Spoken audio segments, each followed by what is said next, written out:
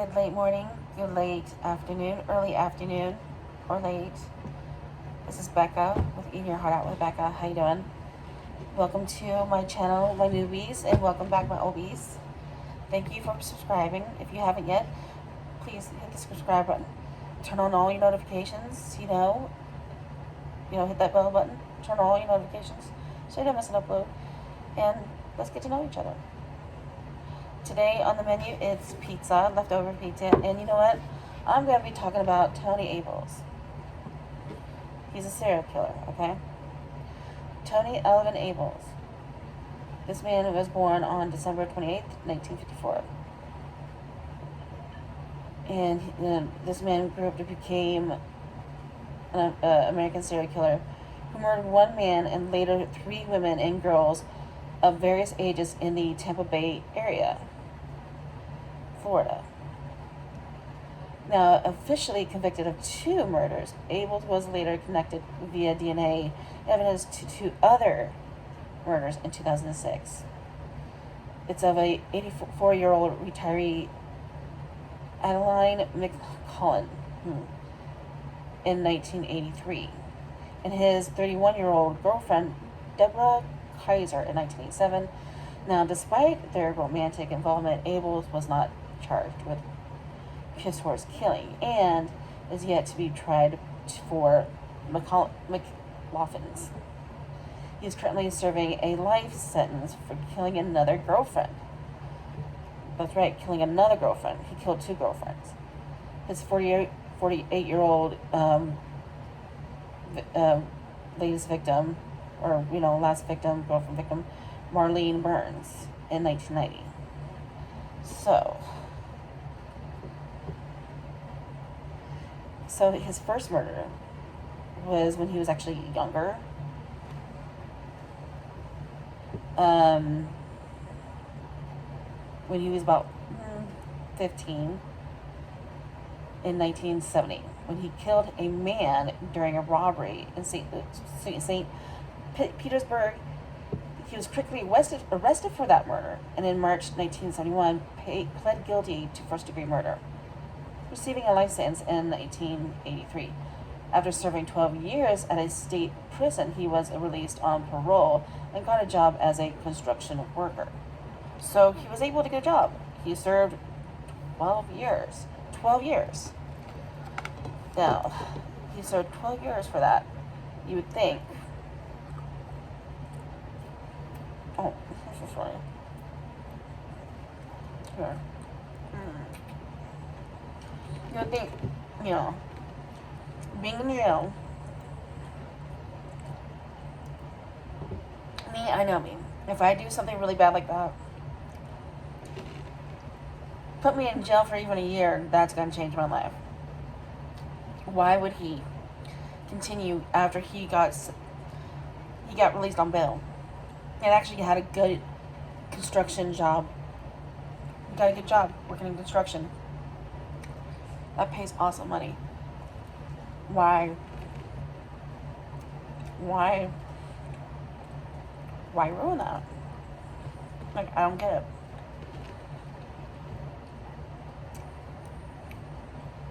Okay.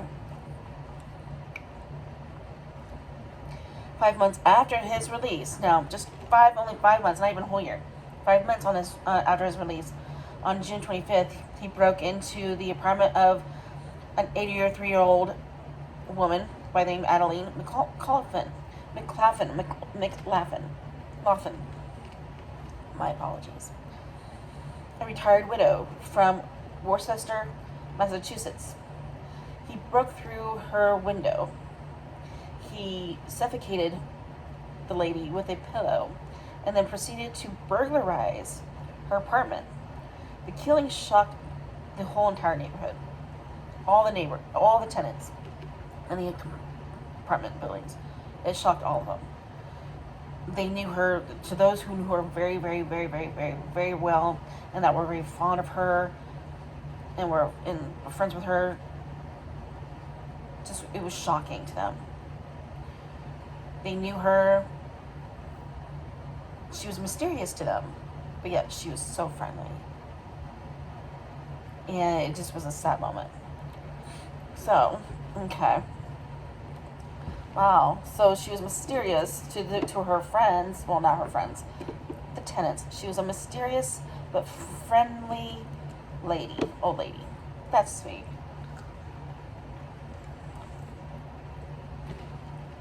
When you don't give into drama, and you just are nice to people, and you just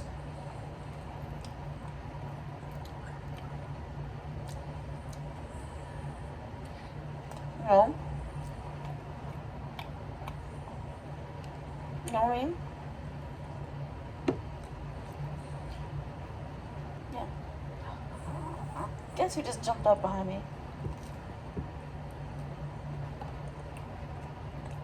Booger butt depression.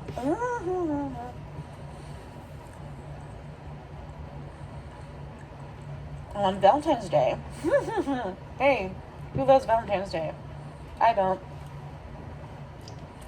1987, Abel sexually assaulted and murdered his 31-year-old girlfriend at the time, Deborah Kreiser, of Monterey, California. She was last seen the previous day making a phone call from a payphone in front of an apartment building. Her body, dressed in only a blouse and a jacket, was found by a passer by walking along a path near Roser Park Bridge. She had bruises on her legs with a blue pair of jeans lying beside the body. Despite being romantically involved with Kaiser, Abels was not arrested as a suspect in her murder at that time. Do you see what I'm having to go through? Yeah. Well, here's my thing with that. He had already been to prison for 12 years, right? Why wouldn't they make him a suspect right away? Knowing his past. Come on. Get down.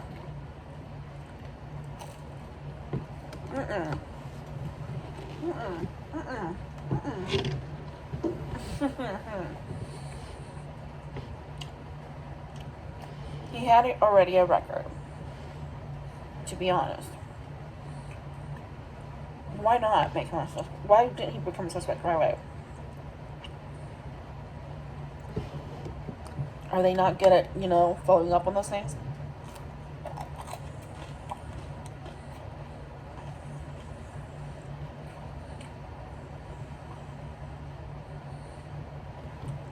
June 4th, 1990. After, getting in, he became drunk. And after he got so drunk, he got into an argument with his new girlfriend and roommate, 48-year-old Marlene Burns. Abel pushed her down the stairs, beating and taking her to death afterwards. As he was leaving the apartment and wiping the blood off his hands, it was seen by witnesses who had already called the authorities to report a domestic dispute. When police arrived, they arrested Tony on the spot and soon charged him with first-degree murder, hold him without bail at the Pinellas County Jail. So, that one didn't have to happen, I don't think. That one did not have to happen.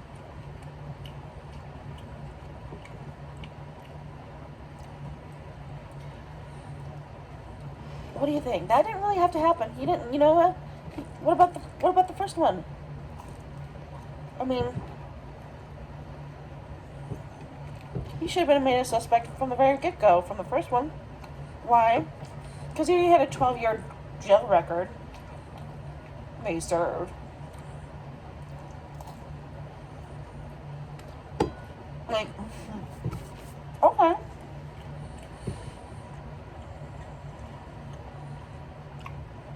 What do you think? In early June, Tony Abels was convicted of killing Burns and sentenced to die in the electric chair.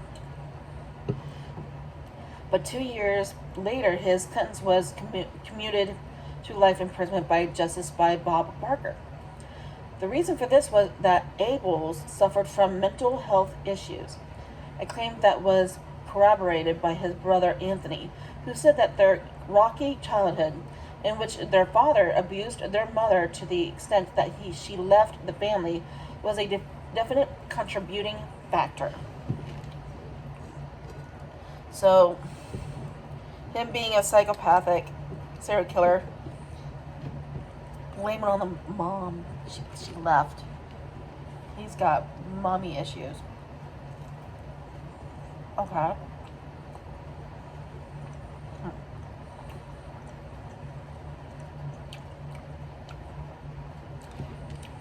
The McLaughlin and Kaiser murders remained unsolved until the middle to late 2006. In the 2000s, so 2006. When homicide detectives submitted Abel's DNA to the Florida Department of Law Enforcement, which matched with evidence found on both women's bodies. Abels was not charged with killing Kaiser, but officials considered the case closed. As for McLaughlin murder, he was officially booked for it, but has yet to be charged. According to the police, Major Michael Pruitz, there is a strong possibility that Abels could be responsible for other crimes, for which he has yet to be connected with. Well, there's your story. So this guy still,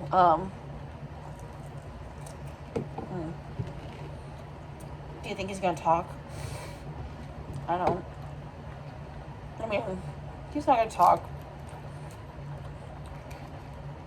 Here he knows he's in prison for the rest of his life. Like, you don't even tell him anything, right? That's probably what he's thinking.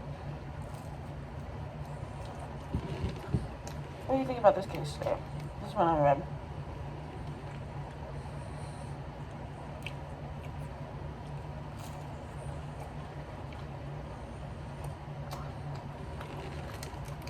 By the way, I get all the information on Wikipedia.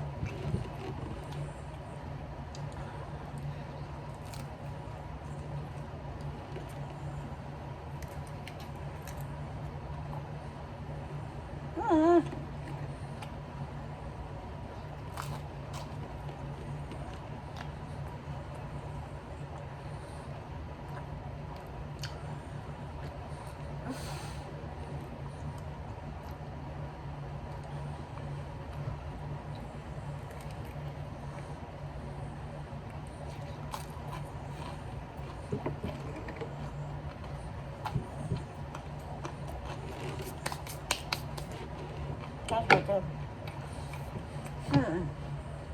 So, I definitely think he should have stayed in prison. He already got life imprisonment.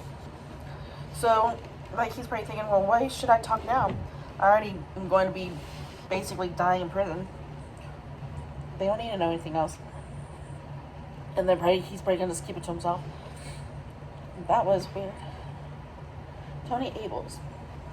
So he's still alive. He has not died. And he's still in prison.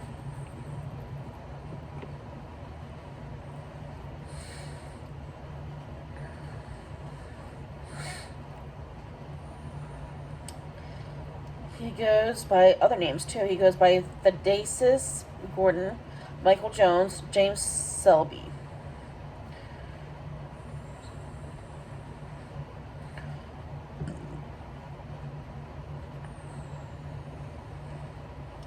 Still alive. Well, anyways, thank you for eating with me and for tuning into that story. I hope it was entertaining. If not, you know what? You drop down below who you would like me to cover next, alright? I'll take down your suggestions for next week, alright? For the next one. God knows when it will be, but don't worry, it's going to be next week. Alright. Bye.